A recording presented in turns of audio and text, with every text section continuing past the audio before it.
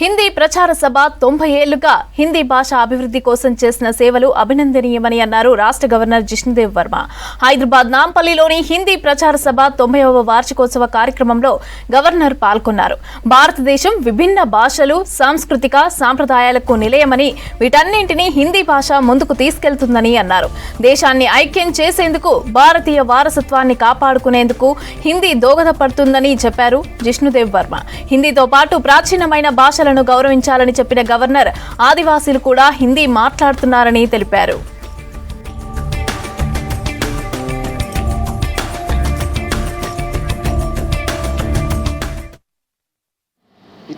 इतना सारे कल्चर्स है भारतवर्ष में, इतने सारे भाषाओं हैं, डायलेक्ट्स है, ये सब मिलके भारतवर्ष है.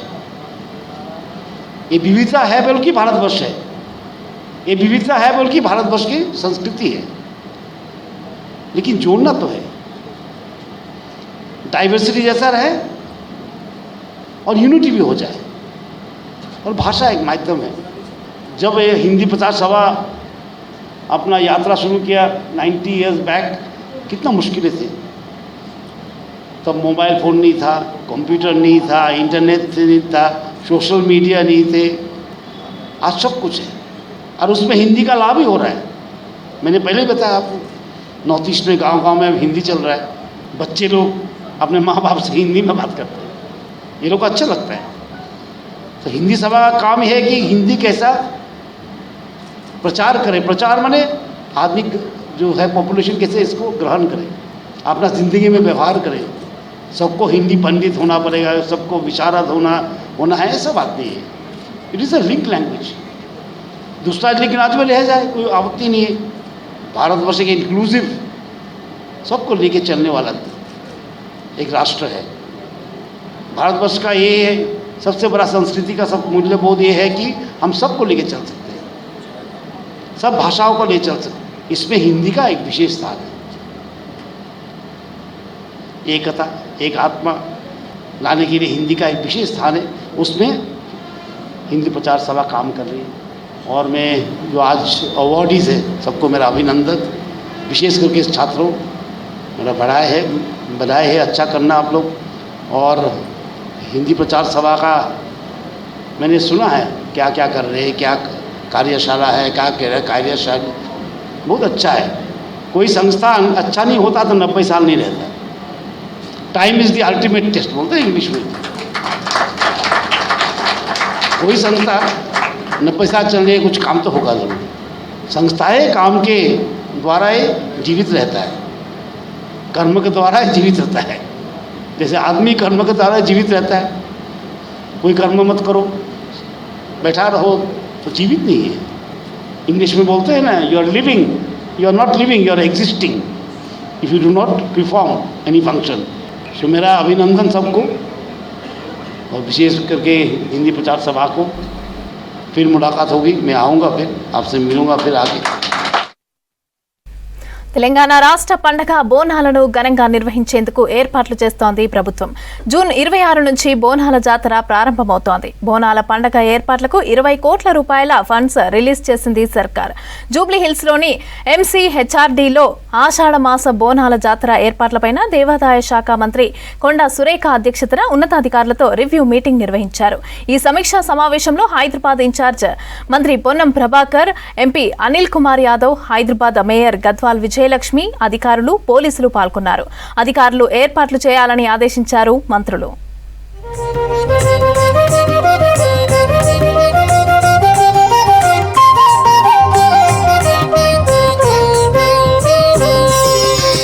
బోనాల జాతర పోస్టర్ పుస్తకం విడుదల చేశారు మంత్రి కొండా సురేఖ, పొన్నం ప్రభాకర్. బోనాల జాతరను విజయవంతం చేయడానికి తీసుకోవాల్సిన చర్యలు, శాంతి భద్రతలపై సమీక్షా సమావేశంలో చర్చించారు.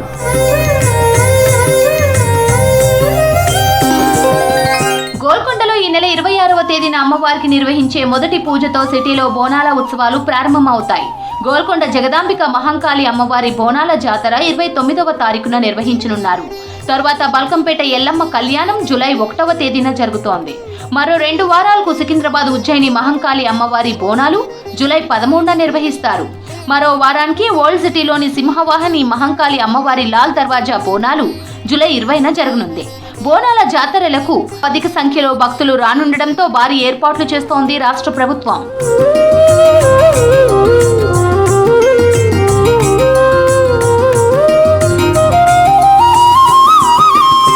బోనాల ఉత్సవాలకు ఎలాంటి ఆటంకం రాకుండా ఘనంగా జరుపుకుంటామని తెలిపారు దేవాదాయ శాఖ మంత్రి కొండా సురేఖ.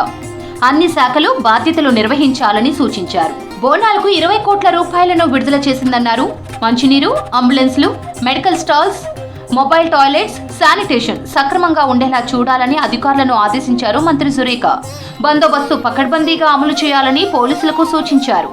లాస్ట్ టైం ఇదే ప్లేస్లో మనం ఆ కార్యక్రమాన్ని నిర్వహించుకున్నాము. చాలా పెద్ద ఎత్తున బోనాలను కూడా ఎటువంటి ఇబ్బంది లేకుండా కూడా మనం జరుపుకున్నాము. సేమ్ అదే పద్ధతిలో ఈసారి కూడా మరి కార్యక్రమాలను ముందుకు తీసుకుపోవాల్సిన అవసరం ఉంది. మరి లాస్ట్ టైం 20 crores మనకి ఇచ్చారు. 15 అంతకు ముందు ఇస్తే మనకు లాస్ట్ టైం 20 ఇచ్చారు. ఈసారి మేము 30 crores రాస్తే సీఎం గారు మరి 20 crores ఇచ్చారు. మళ్ళీ దాన్ని కొంత ఎక్కువ కావాలని అడగాల్సిన అవసరం ఉంది. గేట్స్ దగ్గర కొంత తొక్కేసలాట, తోపులాట లాంటివి జరిగినాయి. అలా జరగకుండా కొంచెం ముందట ఎక్కువగా స్పేస్ పెట్టుకొని మరి గతంలో జరిగినట్టు జరగకుండా చూసుకోవాల్సిన అవసరం కూడా ఉంది. అదేవిధంగా మరి ఎవరైతే జోగినీలు ఉన్నారో వాళ్లకు ఒక ప్రత్యేక వే అనేది ఏర్పాటు చేయాలనేది వాళ్ళ యొక్క డిమాండ్ ఉండే. మనం లాస్ట్ టైం చేసినా కూడా ఏదో ఒకరితోటి కొంత డిస్టర్బెన్స్ జరిగింది. అది కూడా జరగకుండా ఈసారి సాఫీగా ఈ యొక్క బోనాలు ముందుకు తీసుకుపోవాల్సిన బాధ్యత మన అందరి మీద కూడా ఉంది. తెలంగాణ సంస్కృతి సాంప్రదాయానికి నిదర్శనం బోనాల పండుగ అన్నారు మంత్రి పొన్నం ప్రభాకర్. గోల్కొండ బోనాలతో ప్రారంభమై నెల రోజుల పాటు ఆషాఢ బోనాలు జరుగుతాయని తెలిపారు. అన్ని శాఖల సమన్వయంతో బోనాల పండుగ జరుగుతుందన్నారు. 28 ఆలయాలకు పట్టు వస్త్రాలు అందజేస్తామన్నారు. అమ్మవారి ఆశీర్వాదంతో ఎలాంటి ఇబ్బందులు రాకుండా బోనాలు జరగాలని కోరుకున్నామని తెలిపారు మంత్రి పొన్నం ప్రభాకర్. గోల్కొండ బోనాలతోటి తొలి బోనంతో ప్రారంభమయ్యే ఈ కార్యక్రమం మనకు ప్రధానమైనటువంటి 4 వారాలల్లా ఉజ్జయిని మహంకాళ అమ్మవారు, లాల్ దర్వాజా, బల్కంపేట్, దాని తర్వాత రంగం సంబంధించి అన్ని కార్యక్రమాలు మీకు తెలుసు. అంబారి మీద ఊరేగింపు, దాని తర్వాత పలహారాల బండి, ఇట్లా రకరకాల కార్యక్రమాలన్నీ కొనసాగుతాయి. రెవెన్యూ పరంగా కానీ ఎండోమెంట్ కోఆర్డినేషన్ తోటి ముందుగా కార్యక్రమాన్ని వెంటనే plan of action endowment and revenue ఇద్దరు కలిపి మిగతా వారి సహకారం తీసుకొని ఆ యొక్క కార్యక్రమం చేయాలని సందర్భంగా కోరుతా ఉన్నాం. అదేవిధంగా నేను ఇక్కడికి వచ్చిన ప్రతి ఉద్యోగి ఇది ఒక అమ్మవారి ఆశీర్వచనం కొరకు దొరుకుతున్నటువంటి అవకాశంగా భావించి బోనాల్లో సేవ చేసేటువంటి అవకాశం, బాధ్యత అనుకోకుండా ఇది డ్యూటీ అనేటువంటి మైండ్ కాకుండా ఒకటి సేవ చేస్తున్నాం అనేటువంటి ఒక ఫీలింగ్ గా సర్వీస్ చేసినట్టయితే తప్పకుండా మరి దీనికి సంబంధించినటువంటి ఒక కార్యక్రమం బాగా శుభంగా జరుగుతుంది. బోనాల పండుగలో ఎలాంటి ఘటనలు జరగకుండా చర్యలు తీసుకుంటామన్నారు డీజీపీ జితేందర్. గత ఏడాది బోనాల పండుగలో చాలా కంప్లైంట్స్ వచ్చాయని వాటిని దృష్టిలో పెట్టుకుని భద్రతా చర్యలు చేపడతామన్నారు. అన్ని శాఖల అధికారులతో వాట్సాప్ గ్రూప్ క్రియేట్ చేసి ఎప్పటికప్పుడు కోఆర్డినేషన్ చేసుకుంటామన్నారు. భక్తులకు ఎలాంటి ఇబ్బందులు తలెత్తకుండా చూసుకుంటామన్నారు DGP Jitender. As per the arrangements, we'll have the control room at ICCC. Sir, మొన్న కూడా మిస్ వరల్డ్ కాంటెస్ట్ లో కూడా అక్కడ పెట్టాము, చాలా యూస్ఫుల్ గా అయింది. సో ఆల్ డిపార్ట్మెంట్స్ ఆల్సో అక్కడ ఉంటారు. So it will be a very useful centre for control room sir. We have this Bonalu, Golconda Bonalu starting from 26 sir.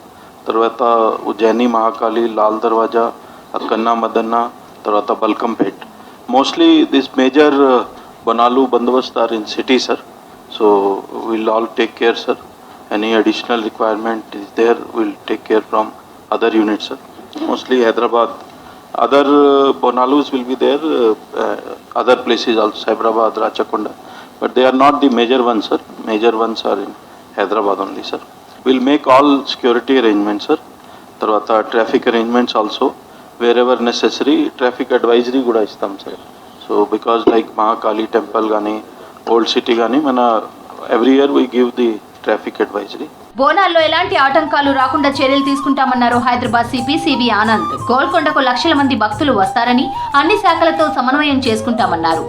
జాతరలలో crime rate పెరుగుతోందని, దొంగతనాలు, పిక్ పాకెటింగ్, ఆకతాయిల అల్లర్లు ఎక్కువగా జరుగుతున్నాయని తెలిపారు. మఫ్టీలో ఎక్కువ మంది పోలీసులు షీ టీమ్స్ ను పెడతామన్నారు. గత సంవత్సరం నుండి మేము డీజేస్ బ్యాన్ చేశాం సార్. సో ఈ బోనాలు ప్రొసెషన్స్లో డీజేస్ ఎక్కువ వాడుతుంటారు. So this time will be implementing no DJ rule strictly. అన్ని శ్రీరామనవమిలో ఇంప్లిమెంట్ చేశాము, హనుమాన్ జయంతిలో కూడా ఇంప్లిమెంట్ చేసాము, ఇప్పుడు కూడా చేయదలుచుకున్నాము. బ్యాండ్స్ ఇవన్నీ అలౌడ్, అవన్నీ మేము లోకల్ లెవెల్లో మాట్లాడుకుంటాం. సీసీటీవీస్ కూడా తగిన రీతిలో అన్ని రిపేర్ చేయించి పెట్టుకుంటాం. ప్లస్ ICCC నుండి మానిటరింగ్ చేసే విధంగా ఇప్పుడు చర్యలు తీసుకుంటున్నారు సార్. మా రొటీన్ పోలీస్ బందోబస్తు పరంగా పికెట్స్ ఇవన్నీ కూడా వేసుకొని కన్నాత్ కట్టడం ఇవన్నీ కూడా చర్యలు మేము R&B సాయంతో చేసి ఈ బోనాల బందోబస్తు అంత ప్రశాంతంగా జరిగే విధంగా చర్యలు తీసుకుంటాం. సెక్రటేరియట్లో మొహరం పండుగ ఏర్పాట్లపై హైదరాబాద్ ఇన్ఛార్జ్ మంత్రి పొన్నం ప్రభాకర్ అధికారులతో సమీక్ష నిర్వహించారు. అన్ని ఏర్పాట్లు చేయాలని అధికారులను ఆదేశించారు మంత్రి పొన్నం ప్రభాకర్.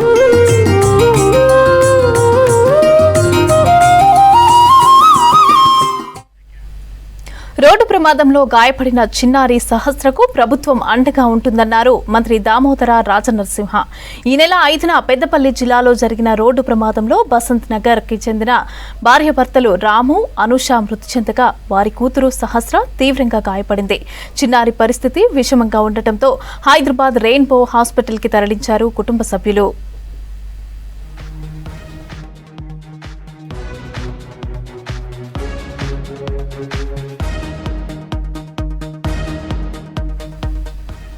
సహస్ర వెన్నుముక్కకు తీవ్రంగా గాయమైందని ఆపరేషన్ చేయాలని అన్నారు డాక్టర్లు. చిన్నారి పరిస్థితి తెలుసుకున్న మంత్రి దామోదర ఉచితంగా వైద్య సేవలు అందించాలని ఆరోగ్య శాఖ అధికారులను ఆదేశించారు. ఇందుకోసం అయ్యే ఖర్చును ప్రభుత్వం భరిస్తుందని హాస్పిటల్ యాజమాన్యానికి తెలిపారు అధికారులు.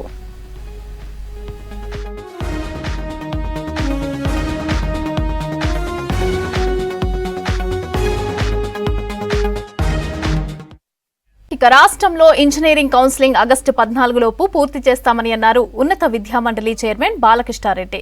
అయితే బి కేటగిరీ సీట్లపై ఇంకా స్పష్టత రాలేదన్నారు. విద్యార్థుల తల్లిదండ్రులు బి కేటగిరీ సీట్ల కోసం డబ్బులు వృధా చేసుకోవద్దని సూచించారు. డీమ్డ్ వర్సిటీల అంశం కోర్టు పరిధిలో ఉందని అన్నారు. ఇక ఇంజనీరింగ్ కాలేజీల ఫీజులపైన ప్రభుత్వం రివ్యూ చేస్తోందని 2-3 రోజుల్లోనే క్లారిటీ వస్తుందన్నారు. బి కేటగిరీ సీట్ల కేటాయింపులపైన ప్రభుత్వానికి లేఖ రాశామని అన్నారు. ఇక ఇంజనీరింగ్ సిలబస్ మార్పుపై కసరత్తు చేస్తామని అంటున్న హైయర్ ఎడ్యుకేషన్ చైర్మన్ బాలకృష్ణారెడ్డితో Vijay face to face. Engineering council schedule విడుదల చేయడానికి ఉన్నత విద్యామండలి కసరత్తు చేస్తుంది. ఈసారి డిగ్రీ కానీ ఇంజనీరింగ్ విద్యలో ఎటువంటి మార్పులు ఉండబోతున్నాయి, ఇంజనీరింగ్ కౌన్సిల్ షెడ్యూల్ ఎప్పుడు ఇవ్వబోతున్నారు, ఈ విషయాలని ప్రస్తుతం మనతో మాట్లాడేందుకు ఉన్నత విద్యామండలి చైర్మన్ బాలకృష్ణారెడ్డి సార్ ఉన్నారు. Sir, first of all engineering degree ఉన్నత విద్యకు టైం స్టార్ట్ అయింది. సో ఈసారి ఎటువంటి మార్పులు ఉండబోతున్నాయి ఉన్నత విద్యలో, ప్రధానంగా ఇంజనీరింగ్ కానీ డిగ్రీలో కానీ సిలబస్ కానీ ఏమైనా మారుస్తున్నారా, ఎట్లా ఉండబోతుంది? డిగ్రీ తీసుకుందాం, ఎందుకంటే డిగ్రీ సిలబస్ అనేది చాలా రోజుల నుంచి అప్డేట్ కాలేదు. అయితే గత 4-5 నెలల నుంచి మా మండలి కూడా నిర్ణయం ఏం తీసుకున్నాం అంటే ఈసారి ఈ యొక్క degree BA, BSc, BCom, BBA అన్ని అండర్ గ్రాడ్యుయేషన్ కోర్సులలో సిలబస్ అప్డేట్ చేయాలని కమిటీస్ కూడా వేసి ఆ కమిటీస్ కూడా ఆల్మోస్ట్ కొలిక్ వచ్చింది. ఈ అకాడమిక్ ఇయర్ నుంచి పెద్ద ఎత్తున మార్పులు వస్తున్నాయి. ఒక మెయిన్ మార్పు ఏంటంటే ప్రతి student invariably he or she has to study technology papers, skill based courses. అది మేము ఇంట్రడ్యూస్ చేస్తున్నామని, అది యాజ్ పర్ గ్రాడ్యుయేషన్ సంబంధించి. ఇంజనీరింగ్ అనేది మీకు తెలుసు, ఈ సిలబస్ చేసేదంతా AICT రోల్ ఎక్కువ ఉంటుంది. ఎవ్రీ 3 years 4 years ఇప్పుడు R18 అని, R22 అని, R25 ఇప్పుడు ఈ యొక్క రెగ్యులేషన్స్ వస్తున్నాయి. ఈసారి ఇంజనీరింగ్ కూడా బ్యాచ్ 25కు కొత్త సిలబస్ AICT, ఇది మన యూనివర్సిటీస్ కొంత రోల్ ఉంటుంది, ఏంటంటే 20%. బట్ మేజర్లీ ఆల్ రెగ్యులేటెడ్, ఒక ఇంజనీరింగ్ కాదు.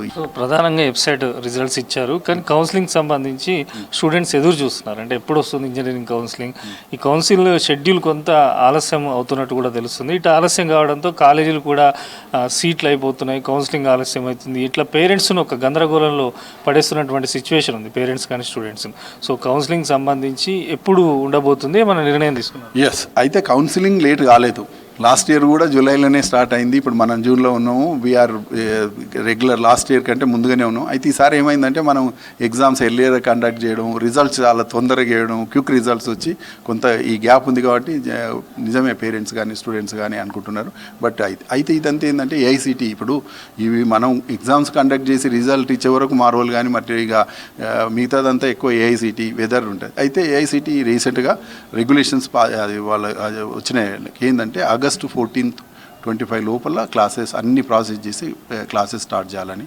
సో మేము కూడా జూలై ఫస్ట్ వీక్లో చేసేసి వీఆర్ విత్ ఇన్ టైం మనం ఏఐసిటీ దాని ప్రకారంగా తెలంగాణలో కూడా షెడ్యూల్డ్ ప్రకారంగానే అవుతాయి. సో నో వరీ అదేం లేదు. మెయిన్గా ప్రైవేట్ ఇంజనీరింగ్ కాలేజీలకు సంబంధించి చాలా వరకు కొన్ని పర్మిషన్ లేకుండా కూడా అడ్మిషన్లు తీసుకుంటున్నాయని తెలిసింది. మీ దృష్టికి కూడా వచ్చినట్టు తెలుస్తుంది. సో యాక్షన్ ఎట్లా ఉండబోతుంది? అంటే కేవలం నోటీసులు వరకే ఉంటుందా, లేకపోతే ఫ్యూచర్ యాక్షన్ ఎలా ఉంటుంది? ఏదైనా కానీ ఇష్యూస్కి ఎట్లా ఉండాలంటే సామధాన భేద దండోపాయం అంటారు కదా. ముందు మనం ఏంటంటే as a law professor legal persons మా దృష్టికి వచ్చినాయి, మేము వాళ్ళకి లీగల్ నోటీస్ ఇచ్చాము, వాళ్ళకి టైం అడిగినాము. సో అనదర్ 2-3 days 3rd నోటీసులు పంపించినాం, 10th వరకు టైం ఇచ్చాము. నోటీస్లో క్లియర్ ఇన్ఫర్మేషన్ అడిగాను. అసలు మీకు అప్లికేషన్స్ యూనివర్సిటీ ఏఐసిటీ ఉందా, యూనివర్సిటీ ఉందా, ఉంటే ఏ రకమైన కోర్సులు ఎంత అని ఒక 20 questions ఒక ఎనెక్చర్గా తయారు చేసి ఇచ్చాము. మరి ఇంకా చూడాలి ఎంతవరకు ఆ ఇన్ఫర్మేషన్ వస్తుందండి. దాన్ని బట్టి నెక్స్ట్ స్టెప్ జెన్యూనిటీయా కాదా, ఏఐసిటీ అప్రూవల్ ఉందంటే ఏంది, ఫైల్ నెంబర్ ఏంది, ఎప్పుడు ఉంది, అట్లా కొంత ఎక్సైజ్ చేసి నోటీసులు అయితే ఇచ్చినామండి. చూడాలి, వెయిట్ చేయాలి. మరి అది మేము ఇంకా కౌన్సిల్ మేము ఒకటే అడిగినాం. ఉన్న పవర్స్ చాలా లిమిటెడ్గా ఉన్నాయి, మాకు కొంచెం పవర్స్ కావాలంటే ఏంటంటే ఒక బిల్లు ప్రపోజ్ చేశాము, Telangana higher education reforms bill 2025 అని. ఎందుకంటే నేను లా ప్రొఫెసర్, నేను చాలా చట్టాలు చేశాను 4 సార్లు ఉన్నప్పుడు. సో మాకు కొంత పవర్స్ ఇస్తే ఇంకా బెటర్ చేస్తామని ఆ ప్రాసెస్ ఉంది. అది of course policy decisions. Deemed university already case హైకోర్టులో పెండింగ్ ఉంది. మనం పెద్దగా అదేం మాట్లాడాము, కొత్త అయితే రాలేదు. ఉన్న వాటి మీద కేసు నడుస్తుంది కాబట్టి ఇంకా మనం అది. సో ఫైనల్గా పేరెంట్స్కి కానీ పిల్లలకు కానీ ఇప్పుడు ఎందుకంటే ఒక కన్ఫ్యూజన్లో ఉంటారు. ఇంటర్ అయిపోగానే ఏం చేయాలి, ఇటు డిగ్రీకి వచ్చే వాళ్ళు డిగ్రీకి వస్తారు. ఇంజనీరింగ్ సంబంధించి కూడా చూస్తున్నాం రాష్ట్రంలో టాప్ కాలేజీల పేరుతో ఎట్లాంటి పేరెంట్స్ దగ్గర వాళ్ళను భయపెట్టడం కానీ, సీట్లు అయిపోతున్నాం కానీ, ఇట్లాంటివి చాలా చర్చ జరుగుతుంది అంటే ఇంటర్ ఎగ్జామ్స్ తర్వాత. సో ఏం చెప్పదలుచుకుంటారు తల్లిదండ్రులకు? సీట్లు కొంచెం అయిపోవట్లేదు. Inter maybe 2 lakhs plus pass అయితే మనకు 4 lakhs సీట్స్ ఉన్నాయి హైయర్ అంటే ఈ గ్రాడ్యుయేషన్. సో ఒకటి వరి కావాల్సిన అవసరం లేదు. అయితే ఇంజనీరింగ్లో ఒకటే ఏంటంటే క్రేజీ సిఎస్సి సిఎస్ అని కొంత దానికి మిగతా బ్రాంచెస్లు పట్టించుకోకుండా ప్రతి ఒక్కరు సిఎస్సి అంటున్నారు. అది రైట్ థింగ్ కాదు. మేము పేరెంట్స్కి అయితే అప్పీల్ చేస్తున్నాం, రిక్వెస్ట్ చేస్తున్నాం. ఇంజనీరింగ్ అంటే కేవలం సిఎస్సి కాదు, మిగతా కోర్ బ్రాంచెస్. ఇవాళ సిఎస్సి ఎట్లా అయిపోయిందంటే సప్లై డిమాండ్. సప్లై ఇప్పుడు డిమాండ్ 100 ఉంటే సప్లై 1000 చేస్తున్నాం. మిగతా 900 people ఇప్పుడు జాబ్లెస్ అయిపోతున్నారు. ఆల్రెడీ ఈ ప్రాసెస్ తీసేసే ప్రాసెస్ స్టార్ట్ అయింది యూఎస్ అదంతా. కాబట్టి కోర్ బ్రాంచెస్ చూస్ చేసుకుంటే there is a lot of scope అండి. India has to supply manpower to the global society. India being youngest country in the world, youth nation of the world. మనం ప్రపంచానికి మనం human resource ఇచ్చేది. అందుకొరకు ఏ branch చేసినా కానీ నేను చెప్తున్నాను కదా, ఆర్డినరీ గ్రాడ్యుయేట్ కూడా జాబ్లు వచ్చే అవకాశాలు ఉన్నాయి. నేను ఎప్పుడు చెప్తుండా, సముద్ర గర్భం నుంచి ఆకాశం వరకు యూ నేమ్ ఎనీ ఏరియా లక్షల జాబులు ఉన్నాయి. కాబట్టి వరి కావాల్సిన అవసరం లేదు, ఓన్లీ నాలెడ్జ్ కావాలి. Today we're competing with globe. If you have a knowledge, boundaries are becoming meaningless. ఇక్కడ కూర్చొని మనం కన్సల్టెన్సీ ఇవ్వచ్చు, మనకు డబ్బులు వైర్ ద్వారా వస్తాయి. ఇక్కడ వేరే అవసరమే లేదు, నాలెడ్జే కావాలి మనకు. సో అది ఇంజనీరింగ్కి సంబంధించి పేరెంట్స్ స్టూడెంట్స్ ఎవరు తొందరపడాల్సిన అవసరం లేదు. కాలేజీలు కొన్ని పర్మిషన్ లేకుండా కూడా విద్యార్థుల దగ్గర నుంచి అడ్మిషన్లు తీసుకుంటున్నట్టు తమ దృష్టికి వచ్చాయని, కాలేజీల పైన కఠిన చర్యలు ఉన్నత విద్యామండలి తీసుకుంటుందని చెప్పి కూడా ఉన్నత విద్యామండలి చైర్మన్ ప్రొఫెసర్ బాలకృష్ణారెడ్డి చెప్తున్నారు. కెమెరా పర్సన్ మహేష్తో విజయ్, V6 న్యూస్, హైదరాబాద్. శ్రీనిధి విశ్వవిద్యాలయంతో తమ భాగస్వామ్యం అత్యంత నైపుణ్యం కలిగిన శాప్ డిజిటల్ నిపుణులను తయారు చేస్తున్నామని తెలిపారు సిటిఓ సురేష్. బేగంపేట తాజ్ వివంతా హోటల్లో అన్లాక్ యువర్ ఫ్యూచర్ కార్యక్రమాన్ని నిర్వహించారు. సౌత్ ఇండియాలో శాప్తో కలిపి ఈఆర్పీలో బీటెక్ ప్రోగ్రాంను మొట్టమొదటిసారిగా శ్రీనిధి విశ్వవిద్యాలయంలో ప్రవేశపెట్టామని అన్నారు. ఈ కోర్సుతో విద్యార్థుల కెరీర్ అవకాశాలు పెరుగుతాయని అన్నారు నిర్వాహకులు. నేను ఈ శ్రీనిధి గ్రూప్కి సిటిఓ లాగా చేస్తున్నాము. ఇంజనీరింగ్ క్లౌడ్ ఈఆర్పి అనే ప్రోగ్రామ్ తోటి స్టార్ట్ చేస్తున్నాం. ఈ క్లౌడ్ ఈఆర్పి ప్రోగ్రామ్ ఎస్ఏపి వాళ్ళతోటి టైఅప్ చేసుకొని డెలివర్ చేస్తున్నాం. అంటే ఇది 4-year ప్రోగ్రాంలో సిఎస్సి డిగ్రీ మాత్రమే కాకుండా వాళ్లకు ఎస్ఏపిలో 4 సర్టిఫికేషన్లు వస్తాయి. ఆ 4 సర్టిఫికేషన్స్తో పాటు ఇంటర్న్షిప్ ఉంటుంది, 1 year ఫుల్ ఇంటర్న్షిప్. ఆ ఇంటర్న్షిప్ అయిపోయిన తర్వాత వీళ్ళు జాబ్కి రెడీగా ప్లేస్మెంట్కి ఎనీ ఇండస్ట్రీకి పోగలుగుతారు. అంటే ఇది ఒక ఈ ఇండస్ట్రీకి పోవాలా ఆ ఇండస్ట్రీకి పోవాలని లేదు, ఎనీ ఇండస్ట్రీ సెగ్మెంట్లో వీళ్ళు బాగా సూటబుల్ ఉంటారు. సో ఐ థింక్ బెనిఫిట్స్ ఏమేమి వస్తున్నాయి, మీకు ఒక సిఎస్సి డిగ్రీ వస్తున్నది, 4 గ్లోబల్ సర్టిఫికేషన్లు వస్తున్నాయి. ఎనీవేర్ ఇన్ ద వరల్డ్ మనము ఆ సర్టిఫికేషన్స్ వ్యాలిడ్ ఉంటాయి. వీళ్ళకు జాబ్ ప్లేస్మెంట్స్లల్లో మామూలుగా వచ్చే స్టూడెంట్స్కి సిఎస్సి డిగ్రీ తోటి వేతనాలు వచ్చేది వీళ్ళకు వాళ్ళకంటే చాలా ఎక్కువ వస్తుందని ఇండస్ట్రీ ఎక్స్పర్ట్స్ అందరు చెప్తున్నారు. So we believe that this programme is going to be very successful. And ఈ ప్రోగ్రాము సౌత్ ఇండియాలో Srinidhi university is the first university that is launching this programme. And we hope that this will bring lot of credibility to the university in the coming years. ఈ ప్రోగ్రామ్కి మొత్తం 60 seats available ఉన్నాయి. Next year మేము దీన్ని 120 చేస్తున్నాము, దాని తర్వాత 180. So start చేసినప్పుడు ఒక 60 తోటి స్టార్ట్ చేస్తున్నాము. కొత్త ప్రోగ్రామ్ కాబట్టి అందరికీ తెలియాలి ఈ ప్రోగ్రాము అని ఒక 60 స్టూడెంట్స్ తోటి స్టార్ట్ చేస్తాం. ఫీజు మాదంతా శ్రీనిధి యూనివర్సిటీలో ఫీ స్ట్రక్చర్ మొత్తము స్కాలర్షిప్ బేస్డ్ ఉన్నది. స్కాలర్షిప్ బేస్డ్ అంటే మీకు మీ ఎంసెట్ జేఈ ర్యాంక్ని బట్టి, మీ ఇంటర్మీడియట్ మార్క్స్ని బట్టి మీ మాకు శ్రీనిధి యూనివర్సిటీకి ఒక వాళ్ళ ఓన్ ఎంట్రన్స్ ఎగ్జామ్ ఉన్నది. ఇవన్నిటి కాంబినేషన్లో స్టూడెంట్కి ఒక స్కాలర్షిప్ ప్రోగ్రామ్ అని డిజైన్ చేసేసి బెస్ట్ స్టూడెంట్స్ని తక్కువ ఫీజు తోటి ఎన్రోల్ చేసుకుంటున్నారు. ఫీజు స్టార్ట్ అయ్యేది 1,25,000 స్టార్ట్ అవుతున్నది. వాళ్ళ ర్యాంకింగ్ని బట్టి ఫీజు 3.5 లక్షల వరకు పోతుంది. ఎగ్జామ్స్కి సేమ్ ఫీజు, ఎస్ఏపికి కొంచెము వేరే ఉంటుంది. బీసీలకు కాంగ్రెస్ పార్టీ మేనిఫెస్టోలో ఇచ్చిన హామీలను అమలు చేయాలని డిమాండ్ చేశారు బీజేపీ ఎంపీ ఆర్ కృష్ణయ్య.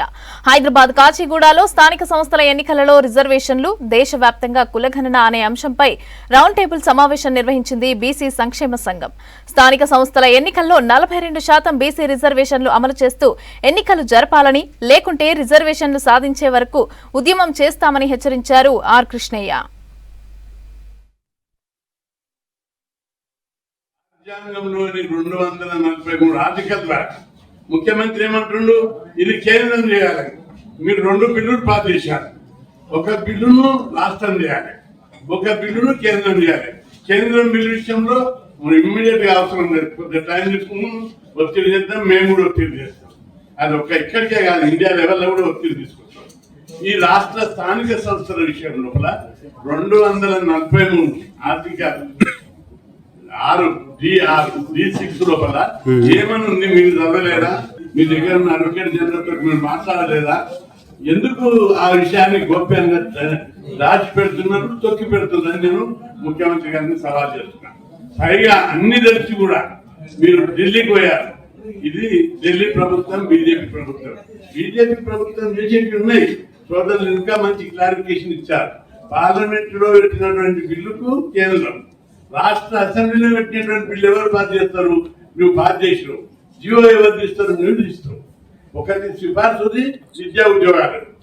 రాష్ట్ర ప్రజలందరూ కూడా గుర్తుపెట్టుకోవాలి, ఈ స్థానిక సంస్థల రిజర్వేషన్లను నిర్ణయించే అధికారం రాష్ట్ర ప్రభుత్వానికి, రాష్ట్ర అసెంబ్లీకి ఉంది. బిల్లు పాస్ అయింది. ముఖ్యమంత్రికి ఏ మాత్రం బీసీల అభివృద్ధి పట్ల, వాటిలో ఇవ్వడం పట్ల చిత్తశుద్ధిగా అసెంబ్లీలో పాస్ అయిన బిల్లు జీవో తీసి అమలు చేసేటట్టు కూడా టెక్నిక్లు ఉన్నాయి. నీవు జీవో తీసి నోటిఫికేషన్ అయ్యి అప్పుడు ఎట్లా అమలు కాదో చూస్తారు. అప్పుడు ఏ కోర్టు కూడా స్టే ఇవ్వరు, ఎందుకంటే ఎన్నికల నోటిఫికేషన్ వచ్చింది కాబట్టి దీన్ని ఇప్పుడు ఈ స్టేజ్ స్టే ఇవ్వలేమని చెప్తారు. కాబట్టి కొన్ని నీకు చిత్తశుద్ధి ఉంటే అమలు 42 అమలు చేసి, అక్కడ మామూలు బీసీ ముఖ్యమంత్రి ఉంటే అమలు చేసి సర్పంచులు చేసేవారు. ఇప్పటి వరకు మీకు అమలు చేయాలనే చిత్తశుద్ధిని మార్చుకోమని బంజారా ప్రజల జీవన స్థితిగతులపైన రూపొందించిన ఆంగ్ల మోనోగ్రాఫ్ ను నేటి తరానికి ఉపయోగపడేలాగా తెలుగులో అనువదించడం అభినందనీయమని అన్నారు ఎమ్మెల్సీ కోదండరాం. ఇలాంటి పుస్తకాలు గిరిజనులను జాగృతం చేస్తాయని అన్నారు. హైదరాబాద్ బషీర్బాగ్ ప్రెస్ క్లబ్లో 1961లో బంజారా గిరిజనుల జీవనం అనే పుస్తకాన్ని ఆవిష్కరించారు. గిరిజనుల అభివృద్ధి కోసం ప్రభుత్వం విధానాల రూపకల్పనకు ఇలాంటి ప్రచురణలు ఉపయోగపడతాయని అన్నారు. ఈ పుస్తక ప్రతులను ప్రభుత్వ అధికారులకు కూడా అందజేయాలని సూచించారు కోదండరాం. దాన్ని ఇప్పుడు రాజారాం గారు తెలుగులో అనువదించారు.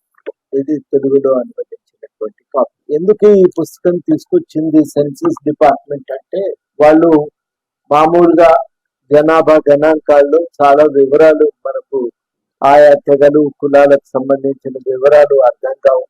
మనం ఆయా 61 నాటి కొంత అభివృద్ధి కార్యక్రమాల అమలు కూడా జరిగింది. వాటి ఫలితాలు ఎలా ఉన్నాయనేది కూడా విశ్లేషించుకోవాల్సిన అవసరం ఉంది. ఈ అవసరాలను దృష్టిలో పెట్టుకొని సెన్సస్ వారు కొన్ని తెగలు కులాలకు సంబంధించి వాళ్ళు లోతుగా అధ్యయనం చేస్తారు. వాస్తవానికి కులం అనేది ఒక ప్రధానమైన సామాజిక యూనిట్. భారతదేశంలో దాన్ని విస్మరించడానికి వీల్లేదు. అయితే ప్రధానంగా తెగలు, తర్వాత ఎస్సీలకు సంబంధించిన షెడ్యూల్ కులాలకు సంబంధించిన అధ్యయనం మాత్రమే చేస్తున్నాం. కాబట్టి ఆ వర్గాల యొక్క జీవన విధానంలో వచ్చిన మార్పులు, అభివృద్ధి క్రమంలో అవి ఎట్లాంటి పరిణామానికి లోనైనా, ఎట్లాంటి మార్పులు వాళ్ళ జీవితంలో తలెత్తినాయి అర్థం చేసుకోవటానికి వాటిని ఆయా తెగల గురించి ప్రత్యేకంగా అధ్యయనం చేసి మోనోగ్రాఫ్ తేవాలని నిర్ణయించుకున్నారు. వికారాబాద్ జిల్లా పెద్దమూల్ మండలం ఉసేనాయక్ తండాలో విషాదం నెలకొంది. రాతిబండ మీద పడి బాలిక మృతి చెందింది. తండాకి చెందిన బాలిక వైష్ణవి మేకలను తీసుకుని పొలానికి వెళ్లింది. వ్యవసాయ పనుల కోసం పొలానికి చెందిన వారు అడ్డుగా ఉన్న రాతిబండలను జేసీబీతో పొలం పక్కన వేశారు. మేకలకు ఆహారం కోసం ఆ రాతిబండలపైకి ఎక్కి ఆకులను తెంపుతూ ఉండగా ప్రమాదవశాత్తు జారిపడింది. వెంటనే ఆ బండ కదిలి బాలికపై పడటంతో అక్కడికక్కడే మృతి చెందింది. బాలిక వైష్ణవి మృతదేహాన్ని జిల్లా హాస్పిటల్కి తరలించి కేసు నమోదు చేసి దర్యాప్తు చేస్తున్నారు పోలీసులు.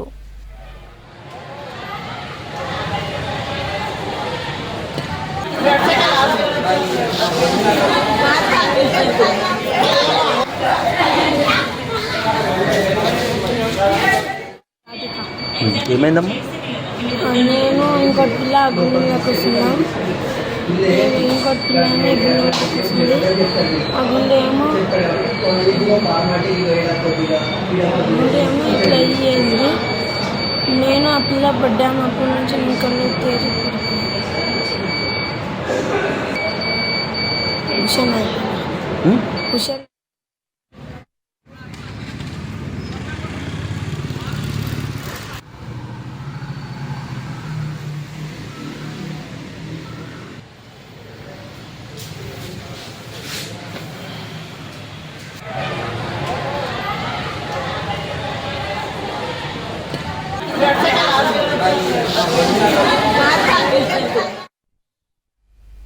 రోజు రోజుకు కొత్త ట్రెండ్స్ వస్తూనే ఉన్నాయి. అందులో భాగంగానే వచ్చింది ఐస్ బాత్ ట్రెండ్. దీంతో శారీరక మానసిక ఆరోగ్యం మెరుగుపడుతుందని అంటున్నారు ఎక్స్పర్ట్స్. వరల్డ్ వైడ్ గా ఫేమస్ అయింది ఈ ఐస్ బాత్. ఇప్పుడు హైదరాబాద్ కి కూడా వచ్చేసింది. ఐస్ బాత్ చేయడానికి ఆసక్తి చూపిస్తున్నారు జనాలు. కొన్ని నిమిషాల పాటు 10 డిగ్రీల ఉష్ణోగ్రత ఉండే ఐస్ వాటర్ లో ఉంటే ఇమ్యూనిటీ పెరుగుతుందని అంటున్నారు ఎక్స్పర్ట్స్.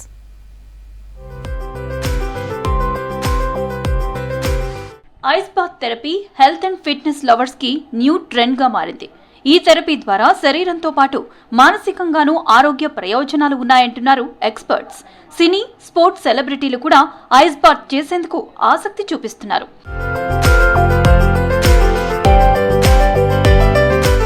ఐస్ వాటర్ టబ్ లో 10 డిగ్రీల సెల్సియస్ ఉష్ణోగ్రతలో పావుగంట ఉండాలంటున్నారు ఎక్స్పర్ట్స్. దీన్నే క్రయోథెరపీ లేదా కోల్డ్ వాటర్ ఇమ్మర్షన్ టెక్నిక్ అంటారని తెలిపారు. ఐస్ బాత్ చేస్తే నాడీ వ్యవస్థ సక్రమంగా పనిచేస్తుందని, రోగ నిరోధక శక్తి పెరుగుతుందన్నారు ice man of India Asghar. మేమేం చేస్తామంటే ఇది drinking water ice. So every session కి for 1 person we require minimum 130 kgs to 180 kgs based on the purpose of doing it. So a lot of people ఎందుకు చేస్తారంటే మెడికల్ రీజన్ వల్ల చేస్తారు. Lot of people sports వాళ్ళ high intensity work out చేసిన తర్వాత recovery కోసం చేస్తారు. చాలామంది స్ట్రెస్ కోసం చేస్తారు. ఇది చేసినప్పుడు చాలా రిలాక్స్గా కామ్గా ఫీల్ అవుతారు. వాళ్ళ ఫోకస్ ఇంక్రీజ్ అవుతుంది. వాళ్ళ మాట్లాడే విధానం ఇట్లా act like a very good therapy for them. Ice bath చేస్తే కండరాల నొప్పి, వాపు తగ్గుతుందంటున్నారు అస్గర్. చల్లని నీటిలో శరీరం ఉన్నప్పుడు రక్త ప్రసరణ మెరుగై ఎండోర్ఫిన్లు విడుదలై మానసిక ఒత్తిడి తగ్గుతోందన్నారు. మారథాన్ రన్నర్స్ కి కఠిన శిక్షణ తర్వాత మజిల్ రికవరీ కోసం ఐస్ బాత్ ఉపయోగపడుతోందన్నారు Asghar. For ice bath the most important thing is hygiene. Okay, we go for benefit. So we should not get all these diseases or some kind of bacterial infection kind of things. And nowadays, as you people know, COVID cases kuda slowly increase aitunnai. So we maintain high hygiene thing here. So we only use one setup for one client. 90 seconds to లోపల నుంచి 3 minutes దాకా చేస్తే మీకు ice benefit, cold exposure అయితే వచ్చేస్తాయి. ఆ తర్వాత మీరు ఎంత కూర్చున్నా కూడా that is only for your mind training. Asthma, high BP, గుండె వ్యాధులు ఉన్నవారు డాక్టర్ సలహాలతో ఐస్ బాత్ చేయాలని సూచిస్తున్నారు ఎక్స్పర్ట్. ఇవి bulletin updates. For more updates keep watching V6 News.